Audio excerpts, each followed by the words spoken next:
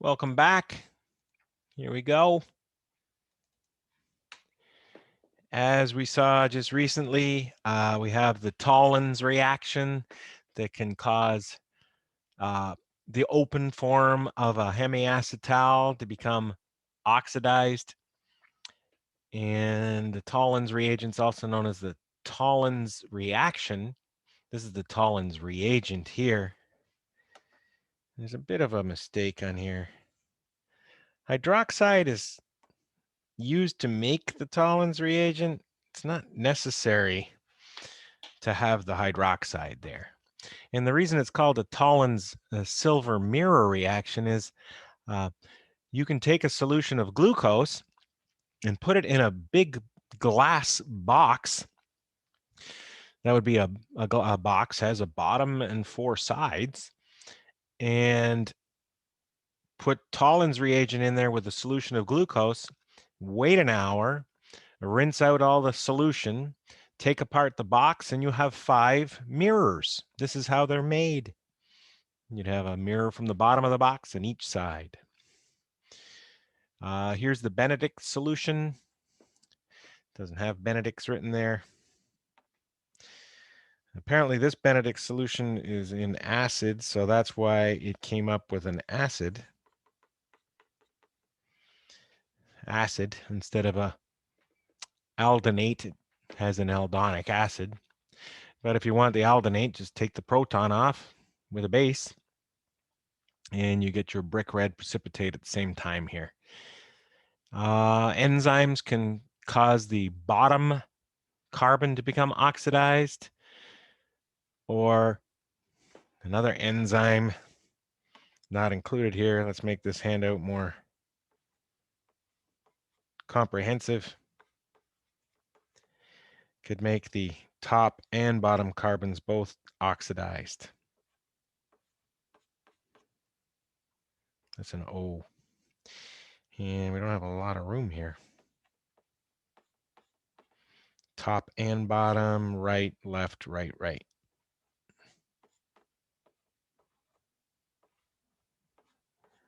The pen's not doing what I want today. Well, welcome to every day. There you go.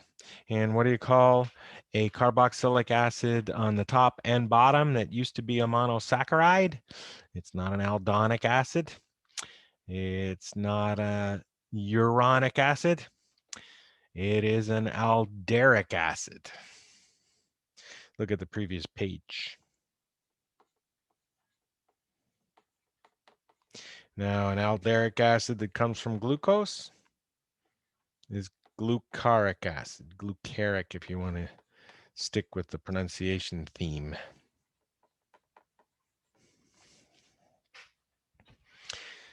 Okay.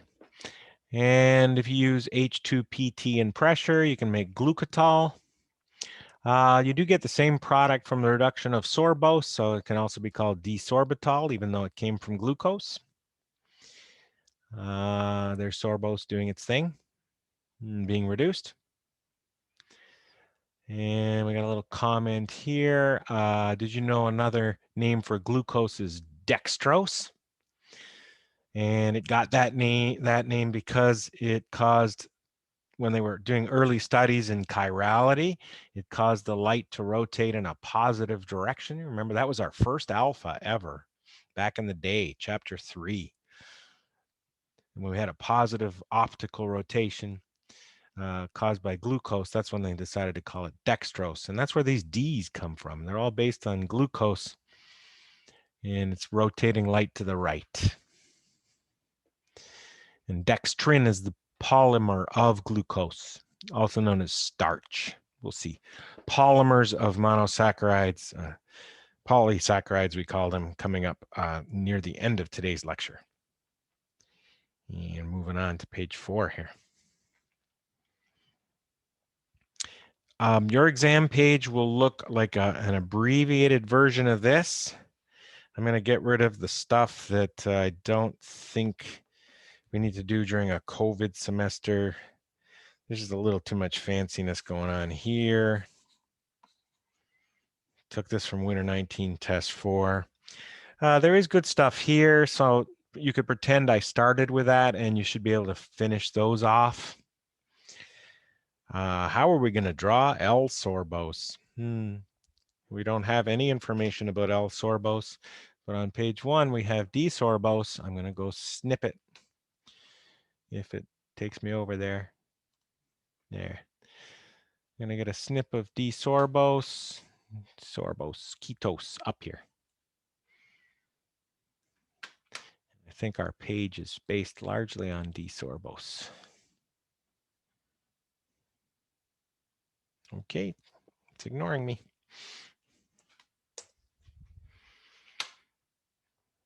So there's D-sorbose. Yeah, we'll put it up here. So how do you draw L-sorbose? Fischer projection. Well, there's the Fischer projection of D-sorbose way over there. And do L-sorbose. We don't care about right or left for a carbon that's not a stereocenter, either a primary alcohol or a ketone. But the other stereocenters are all the mirror images. So OH on the right and the mirror image is on the left. And the mirror image of left on this one is to the right on this one. And the bottom one is what makes this L-sorbose. It's on the left side. And there's the CH2OH down there. Not a stereocenter, so I don't care right or left there. Now we're supposed to do some enzyme's going to make this into an aminopyranose. Aminopyranose, ring size 6. Carbonyls, one of the atoms in the ring size 6. 1, 2, 3, 4.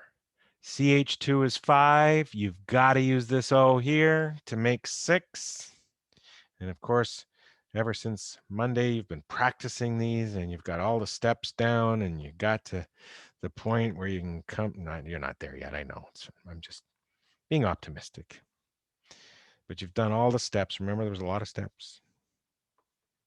Trying to make it look better. And the ketones here. This is an L sugar, right? L sugar, and I want a alpha 4 amino. So the 4 position would be, the 4 position is this one here. Remember, 1, 2, 3, 4. Get my highlighter going here. So instead of an OH there, we're going to have an NH2, and it's an alpha pyranose. So you tell your biology teacher, I'm supposed to draw an alpha pyranose, and they're going to say, oh yeah, on that anomeric carbon, you should draw your OH down. And then you say, well, sorry, professor, for an L sugar, an alpha where there's no CH2OH on over here, which is what we're going to have here, CH2OH. There's nothing sticking off here. We've got to switch the definitions of alpha and beta from what I learned from my biology teacher. And alpha is going to be up in an L sugar. So we're going to draw an OH up. I'm going to turn my pen on. Then I'm going to draw the OH up.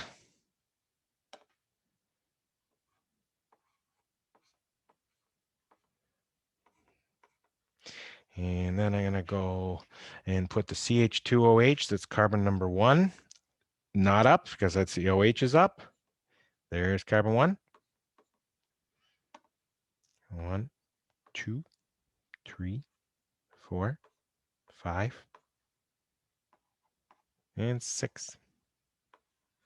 5 has the OH left in the original, so up lefting. 4 has the OH, which will become an NH2, down righting. I'll put it in, my highlighter was green, unfortunately, and I'm using green. It's okay, we can live with it. And 3 up left again. Up because previously it was left. And there is your answer to alpha 4 aminopyranose. And this was one of those ones where you didn't have to do a sigma rotation, right? Because the O was already in position. In the Fischer, the loop goes all the way around and there's C already in the loop. And then on this one, it's a whole new question. Some enzyme's going to make a beta 3-O benzoyl. Careful, that's OYL. OYL. It's not benzyl. It's not phenyl CH2. It's phenyl carbonyl attached to the oxygen of carbon 3. This is a new thing, this O here. O. That's not a little o, it's a big O. And it's an italic O. It's to be treated just like an N. Like if we had N-benzoyl, you'd say benzoyl is attached to nitrogen. But you can do the same for oxygen. You can say O-benzoyl. So the O right here on carbon 3, not on this one, but down here when we draw the O on carbon 3, we're going to put a carbonyl and then a phenyl. That's a benzoyl group. And this is a furanose. So I'm just going to quickly do what most of you wanted me to do from the beginning. There was your icon, right? And oh, we can't do it from that one. We got to do it from this one, from L. Why don't we move everything over, huh? Yeah. And we got our guy over here. There he is. And there's 2, and then 1 was CH2OH, and 3 up left, 4 down right, 5 up left, 6 CH2OH. So that would have helped a lot of you going from here to here, wouldn't it? They look very similar. But in this one, I'm going to put a highlighter right, not there to make a 6. Here we're going to make a 5. You want me to count to make sure? Count the carbonyl as 1 always. And then go towards the O that makes ring size 5 because I have to make a furanose. 1, 2, 3, 4, and 5. That's the correct O. That means a sigma rotation was necessary in this example. So I put the H there so I know when I do the sigma rotation where things go. That's going to switch with this. Don't even use that word. It's going to rotate into the position where the CH2OH was. The CH2OH is going to rotate into position where the H was. And I don't have enough room on my page. I'm going to move it some more. And that's going to rotate into position where the OH was. And I'm going to draw the result in red over here. And it's going to have my highlighted O in the corner of a furanose, ring size 5. And this one, we're going to use all the rules of alpha and beta that are normal. And the CH2OH is now sticking down because we rotated it down there. Well, make it green. OH. The H is sticking up. All the other positions stayed the same. Down.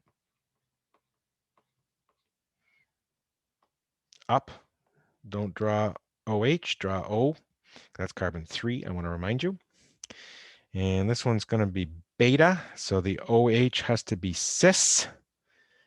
Cis to the CH2OH. That is the normal definition of beta. O cis to a CH2OH, that's as far away as possible. And that means the CH2OH for carbon 1 was the other direction. Reminder, 1, 2, 3, 4, 5, 6. Almost done. On 3, we have a benzoyl. We'll put it in purple. Don't have a lot of room for it. What am I going to do?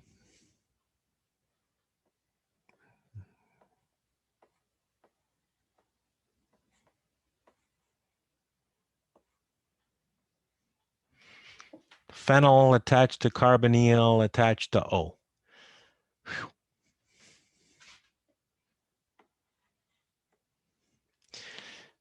It's not the clearest, but answer key's got this on it. For Winter 19 Test 4, answer key's probably pretty nice drawing. And that looks like a dead end. Now we're going to go down here, and we're supposed to draw an alpha furanoside, which means an ester furan, and that's good. We did all the hard work just in our previous one. There's a furan.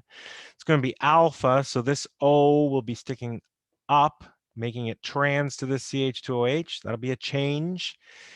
And we're going to put a nitrophenol group is reacting to make an ester. Or, an acetal. There's an alcohol in here. Aren't alcohols needed to make acetals? Yeah, to make acetal.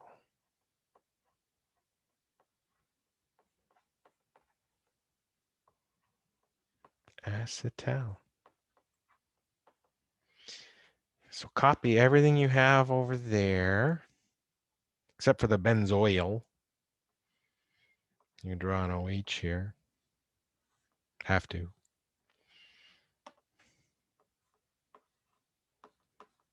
And down, and CH2OH. So all the hard work was done on the previous one. Don't have to show that H. But the O, the purple O, has to stick up because we're alpha here. And that means the CH2OH has to be down. And you attach a phenyl.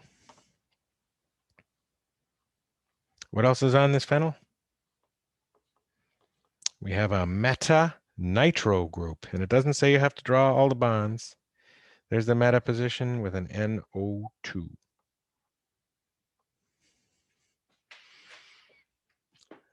Careful, there's a carbon right there, which is ortho. Then meta is right there. And I just want to be clear, there's a double bond in here. Okay.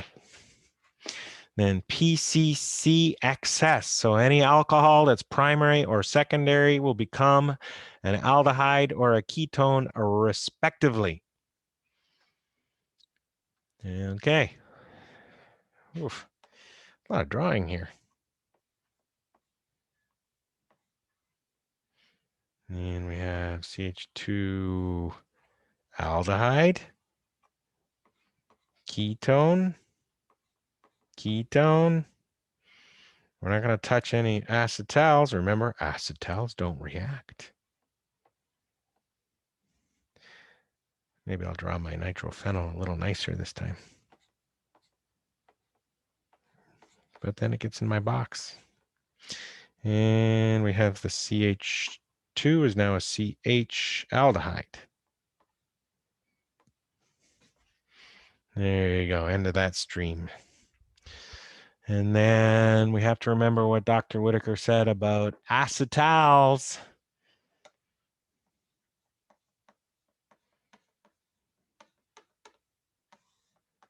And if you have really good eyes, I don't know if it shows up on your screen, but I even have the answer here. So, no reaction. Why? Because this is an acetal, and acetals don't cause oxidations or reductions. Acetal right there. How do you know that's an acetal? It's an ether in two directions. Ether 1, ether 2. Acetal.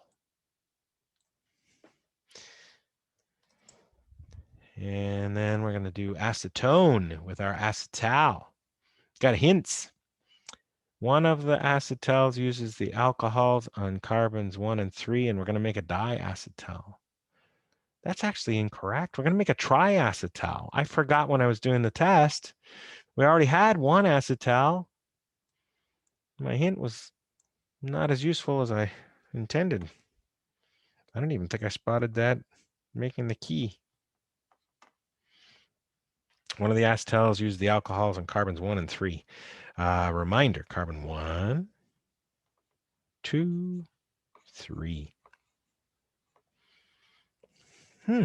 Yeah, we can make an acetal down there.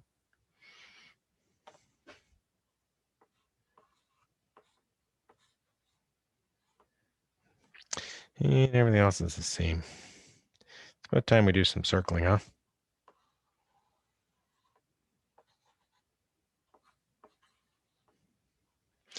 So you got your green CH. No, it's not sticking off there.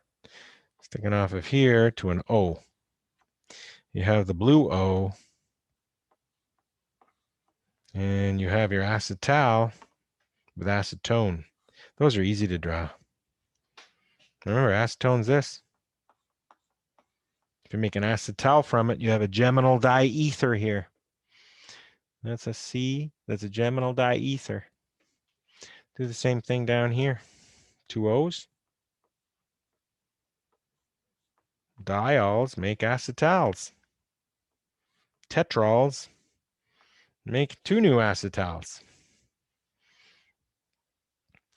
And there you have that. I don't know how to get here. Yes, I do. Start here. We have Tollens reagent. We can use our circle again. Tollens only touches aldehydes. Try to remember that. It helps. R prime. So R prime is attached to a carbonyl. And Tollens reagent is a basic reagent with those aminos on it. So you get the conjugate base of a carboxylic acid. And then I want to draw a lactam. On your test, you will not have two lactones and a lactam. That's too much. How about having one of the three on the test? And these are hard enough. And there's a reminder about the Greek letters. Alpha, beta, gamma, delta, epsilon. It just says we want a lactam. I think there's only one way to make a lactam. There's an amino that needs to hook up with a carboxylic acid. That's how you make amides, right? Lactam is a cyclic amide. How big is the cycle? Count the nitrogen to the carbonyl. Once again, this is the carbonyl. The nitrogen's embedded in here. Let's count from here to this carbonyl, which is the same as this carbonyl, but it's oxidized here. 1, 2, 3, 4, 5. Ring size 5 lactam. Nitrogen is in ring size 5. N with an ethyl attached to a carbonyl. The carbonyl is attached to a C that has an OH. That's this C here. It goes to another C with an OH. And I'm usually picky on those stereocenters. And it goes to 1, 2, 3, 4. Goes to a C that has the N. And the C with the N also has a C with an OH here. And a CH2OH there. And it says I'm not allowed to have ambiguous. Oh, that's a typo. Ambiguous.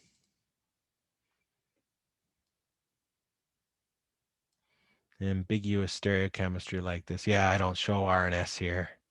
I should be showing R and S here. I don't have time, but I'd use wedges and dashes to make sure the stereocenters were right if I had time. I think on your test, I'm going to say, just draw me the lactam with all the functional groups on the right carbons, and don't worry about stereochemistry.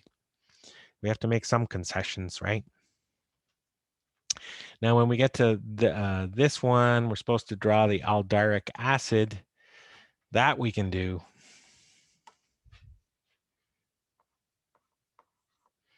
Remember, alderic, where's the OH? Go back. Where do we have all our beautiful derics and onyx and uronics? They're all here. Alderic has both carboxylic acids on the top and bottom. Ah. And we're currently over here. So we're going to have a carboxylic acid on the top and the bottom. Top. And it goes to a COH. Goes to a COH. CNH ethyl, COH, CO2H. And we have to make delta lactone and a gamma lactone. I am not going to do those for you. I'm going to show you how. If you're here with this carboxylic acid, do we have a gamma OH? Alpha, beta, gamma? No. If you have this carboxylic acid, do you have a gamma OH? Yes, alpha, beta, gamma. So the gamma lactone has to come from using this O here to make the gamma lactone, and another color, delta lactone. Is there a delta OH to this? Alpha, beta, gamma, delta, correct? You can go there. That would make a lactone up there, alpha, beta, gamma, delta, O. Or from down here, alpha, beta, gamma, delta. You can use either one. 2 possible delta lactones.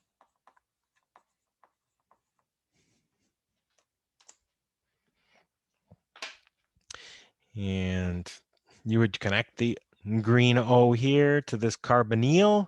It would be a cyclic ester. Do you remember that's what a lactone is? And you draw it there. Or you can connect this green O to this carbonyl and make a cyclic ester that direction. And the answer key has the answers anyway, so you can go look at those. And before we move past this, this says no reaction. And I think we're either stopping here or, yeah, I'll just throw this at you and then we'll come back with some new stuff. No, I want to spend more time with disaccharides than that. So we're going to come back and talk about these 4 common disaccharides you need to know. And they're a lot less confusing than they might first appear. And let's clarify and get rid of that confusion before we finish today. We'll see you very soon.